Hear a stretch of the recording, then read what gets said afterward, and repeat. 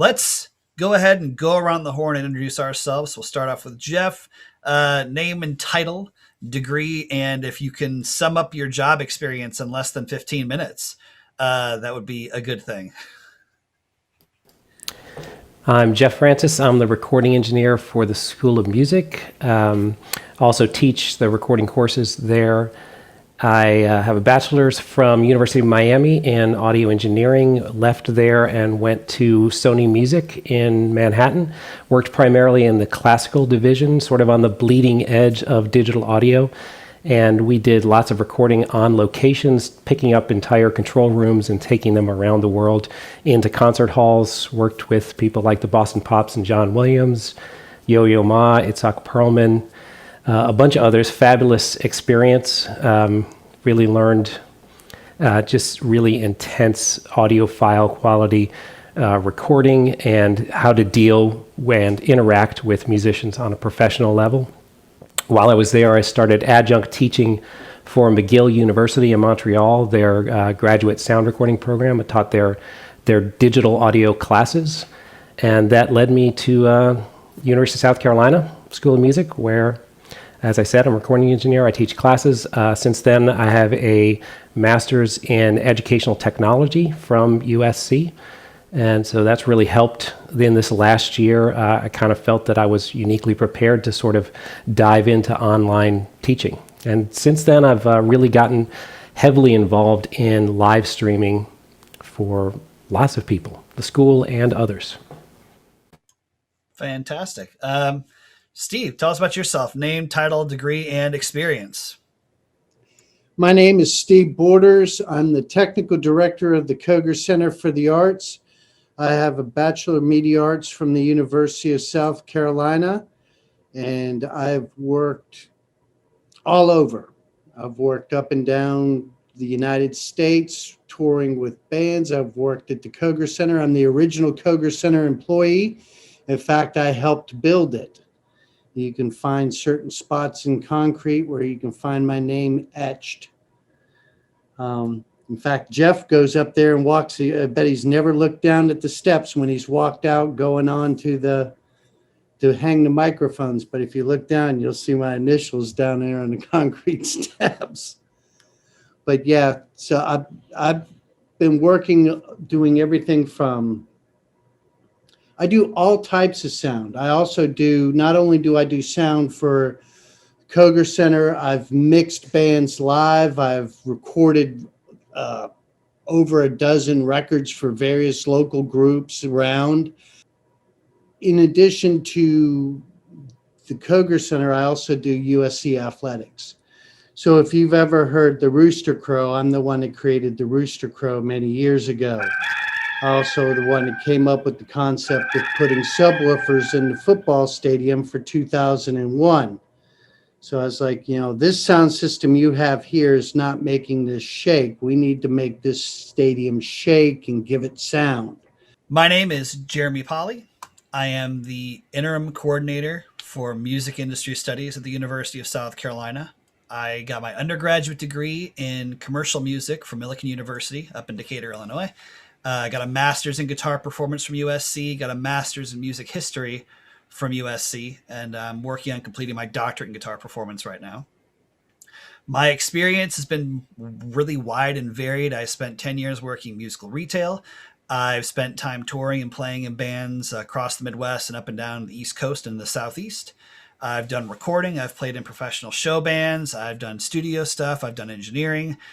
So a pretty mixed bag of work over the last 20 plus years that brought me back to the university setting to kind of help build degrees that'll prepare students for the unique challenges that they face going into the music industry and all of its various facets. Let's talk about how you two work together a bit. You guys are often working in tandem to bring concerts to life in the Koger Center stage.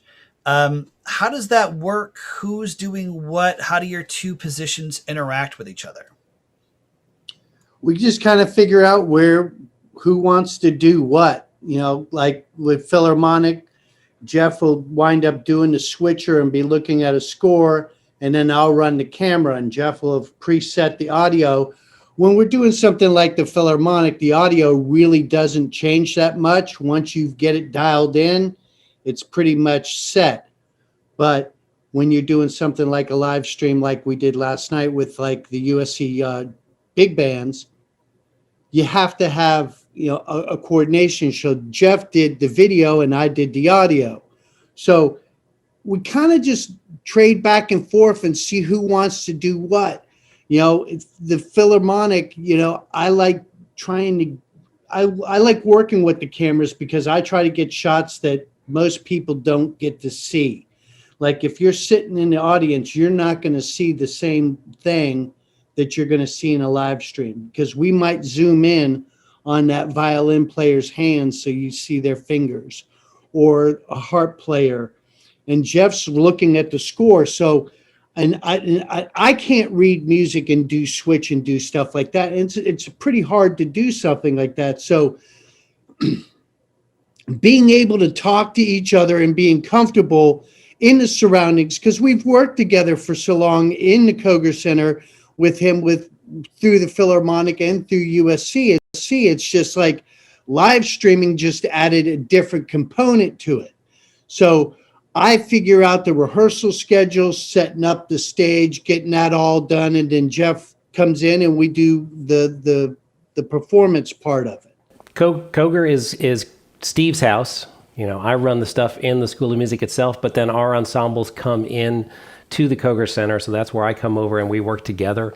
And we've worked together for 20 plus years, have a mutual respect, and have shared knowledge, and we've shared gear all along that time.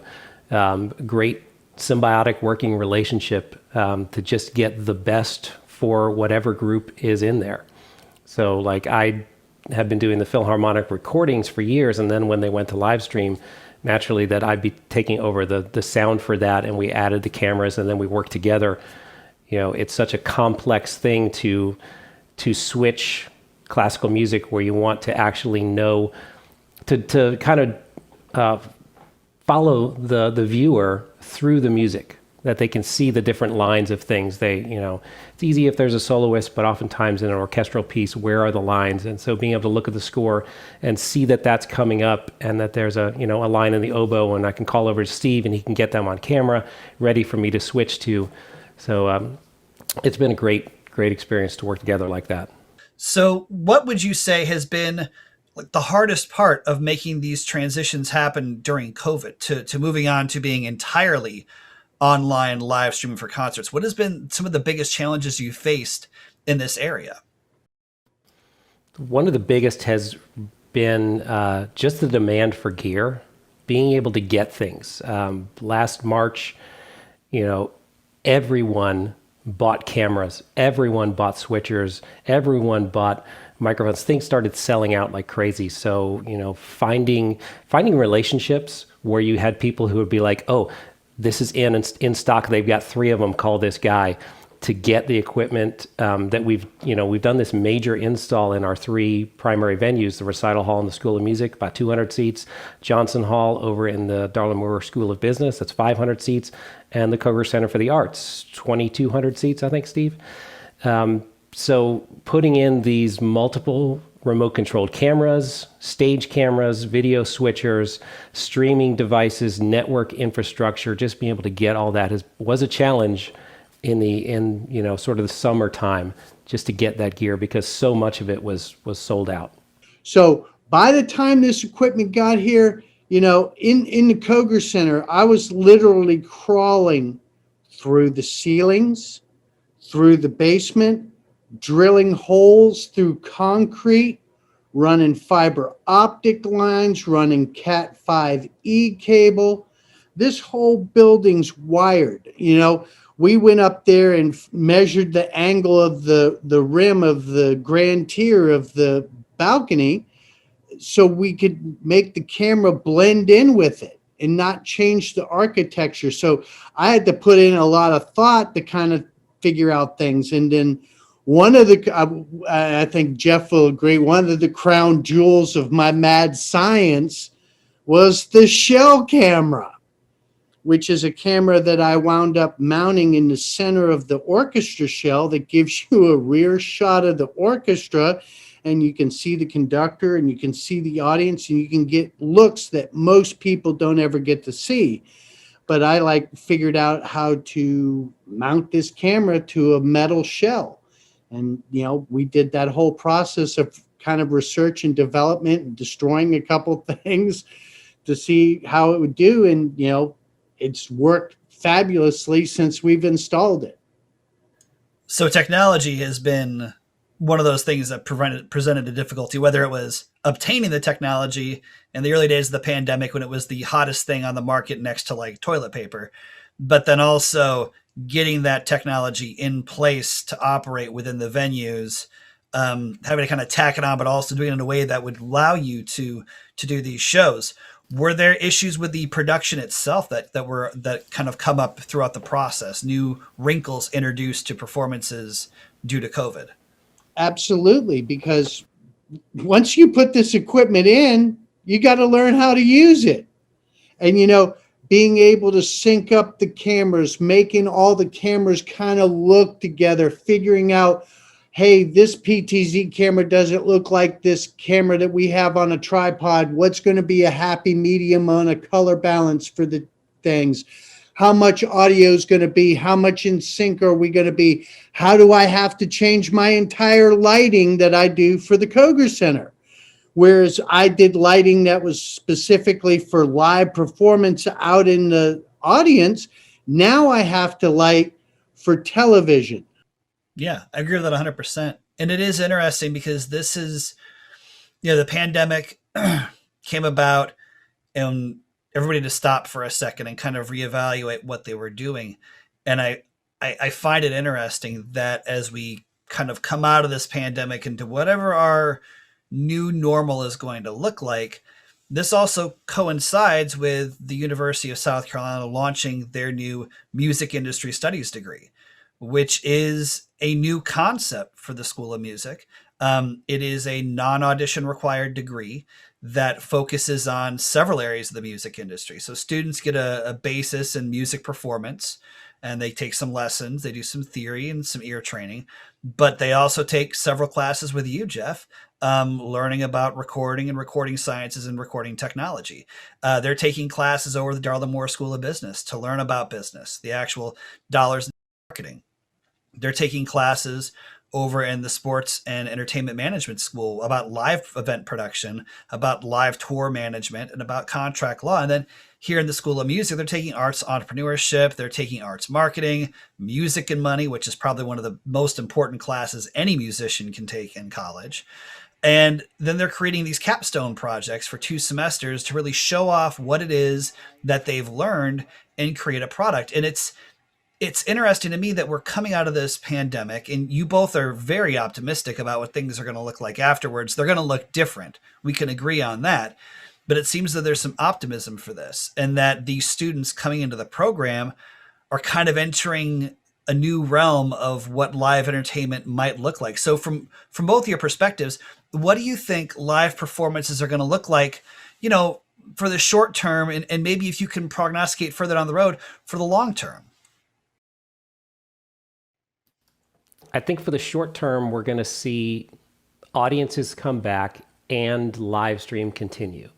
Live stream offers things that being in person cannot. It can be much more intimate and close because you get these zoom lenses that bring you right in close to the musicians. You can see the pianist's hands on the keyboard. You can see the guitarist's fingers on the fretboard. You can really see the emotion on someone's face. I mean, we've done that in large concerts with IMAG, image magnification. We've had cameras and huge screens because people want to interact. We are humans. We react to human faces. That's the one thing I think that people dislike about masks most of all, is it cuts away, 50% or more of a fellow human's face. And so we're not actually able to get the body language that we want. So seeing stuff close up is great on a live stream. I think it brings access to people who can't get to things, both if they don't have the means or if they're not in the same geographic area. It can bring you to musical acts that you could not get to in the first place.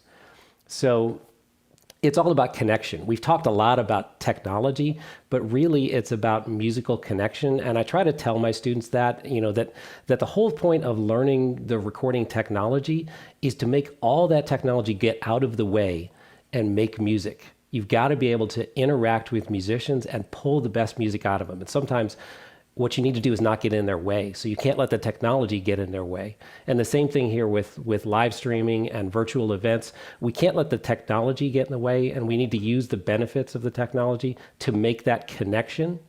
But there is something about being at a show. I mean, I didn't wear my metal shirt today, but I'm a metalhead too.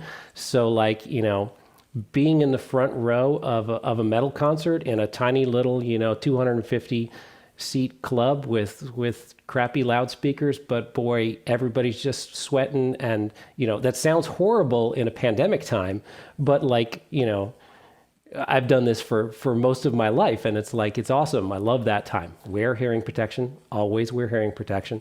Always.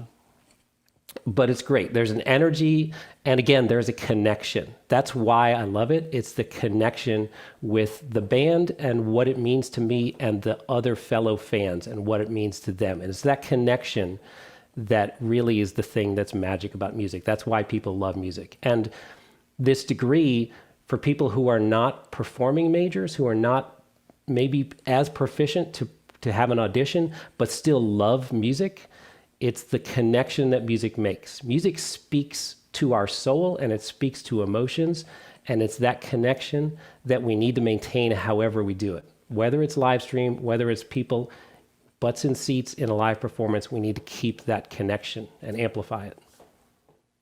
Yeah, and I think that the other thing I find interesting through the pandemic has been this this growth of small streaming too, where you have Twitch taking off as a music entertainment website, and people are DJing and doing small performances. You have Trivium, we were kind of looping back to metal on this quite a bit, but Trivium did an entire show that was shot at Full Sail down in Florida, and they live streamed that concert on Twitch. And, that's a fantastic way. And then the guitar player is also doing daily streams where he stands there, plays guitar, talks to chat, takes requests, talks about his gear, the techniques he's using.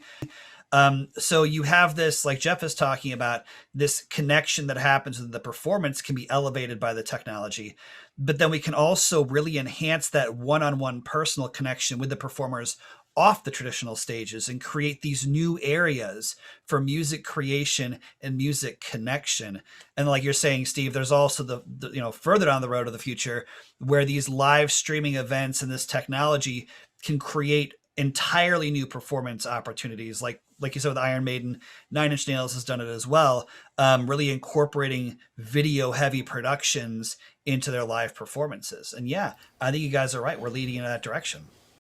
Yeah, as we go bring the audience back, we've had traditionally for years and years in-person events, and that's a performer to audience interaction. And then we had to hard switch and go to virtual events, which are performer to virtual audience out on stream. As we come into these, bringing the audience back and yet remain streaming, now we're into this hybrid event, and hybrid is the hardest to do, because we need to make sure that the virtual audience is not sitting at the little kids table at Thanksgiving, that they're not, sort of lesser than the people in the audience. And this is something that performers are going to need to learn. This is the new age of performing, is you need to know how to interact with a local audience that you can see physically and a distant audience that you maybe need to interact with in a different way, so that connection remains, and so that neither, if we're going to do hybrid, if there are going to be people in seats and people live streaming, we need to make sure that those both get the best possible experience. And I think that's going to present some interesting challenges for us as things begin to ramp up and return to, we're using the term new normal here. And I think that's probably the best way to describe it, whatever new normal looks like. But that's also going to provide a lot of opportunities, I think, for people who are in college programs and who are interested in this. And I think there's going to be a lot of new people getting new experiences while also having to simultaneously tackle these new concepts we're talking about here of being a performer on stage. And you can't just know how to run lights for stage. You got to understand how lights work on film and how they're going to translate to being streamed over the internet. And you can't just know how to mix monitor land. You got to understand how you're going to have to mix something for a live stream feed and where this is different, and what different standards and processes are going to apply there. And I think that's something that we have an advantage of here at the University of South Carolina, is we have these experiences and we have these skill sets that we can help prepare these students to move into whatever the next 1 to 5 years looks like. Yeah, there's so much that's changing in moving to cloud. I mean, conventions are changing because it was hugely expensive for companies to rent a booth and travel all of their employees and all of their equipment for all this time. And now all that interaction can happen they can host their own virtual convention. But now we need skills in virtual production. We need people who know how to switch cameras. We need people who know how to outfit a presenter remotely, so that you can send a kit to your CEO in Omaha, and you can configure him, and you can log into his computer on a VPN, and you can configure the camera and zoom it in and adjust his lighting and get his sound back into your virtual system. And maybe that entire thing is built on Amazon Web Services in the cloud. And so now we're looking at those kind of skills, that we have the ability to spin up computers in the cloud. And they're how do you do that? Well, that's the stuff that the next generation has to dive into now, so that they have those skills, because virtual production is not going away. Even if the pandemic goes away, that's not going away, because there's such cost savings for everyone involved. And so that ties over into music. I think shows, like Steve said, Beyonce, those kind of people, that's still going to happen. But smaller acts they're going to pivot into different ways. They're going to be doing house concerts. If they're touring, they're going to be doing much smaller shows, or they're going to be doing lots of virtual events, streaming, Twitch, these kind of Instagram takeovers. All of that kind of stuff really can pay off big for musicians. If they can connect with their fan base, which might be a very small fan base, but spread worldwide, might be thousands and tens of thousands of fans spread across the entire globe.